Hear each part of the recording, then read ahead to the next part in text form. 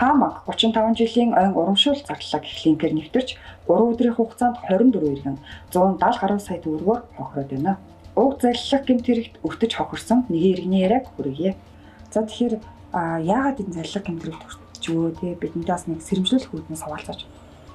Тэгээ фэйсбүүкээр ингээд тоглоом байжсэн чинь дундуур нэг юм реклам гарч ирээд яваас ингээд тэсэн ч реклам гарч ирдэ штэ. Яг тэр донд нь энэ хаан банк 35 жилийн урамшуул гэсэн баха нэг тийм урамшуул зарлалаа гэсэн юм бахан тэрэн дээр нь зүгээр дараад орсон чинь судалгаанд оролцоод 350 сая төгрөг аваарай гэсэн байсан. Тэгээд яг тэр судалгааныхан дагуу бүх юм ингээд бөглөөд тэгээд тэр донд нь бас нөгөө нэг банкны мэдээлэл бөглөх хэсэг бас байсан л та.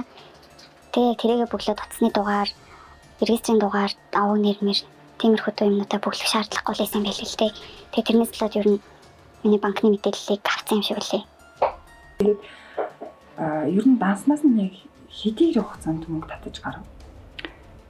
Би тэрийг ер нь бол нэг 3-4 цагийн дараа мэдсэн л дээ. Тэгээ яг ороод харсан чинь юу илээ гайхаад ороо харсан чинь харин ер нь бол яг тэр судалгааг бөглснөөс нэг бараг 3-4 минутын зайтай л яг араасаа шууд мөнгөнүүд гараа явцсан байсан.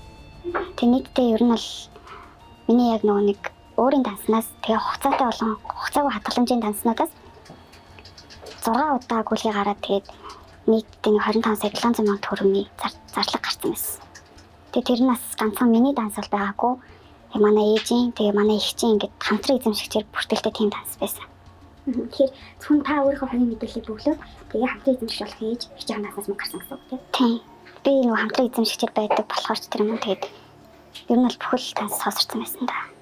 Иймд иргэд та бүхэн санхүүгийн ямар ч байгууллага танаас хувийн болон дансны мэдээллийг тань авдаггүй гэдгийг санаж, албан байгууллагын нэр барьсан санал асуулга, урамшууллын утга бүхий линк холбоос дээр дарж нэвтрэхгүй байх, хувийн мэдээллээ бөглөхгүй байж энэ төрлийн гэмтэргийн хохирогч болохоос өршлөн сэргийлнэ.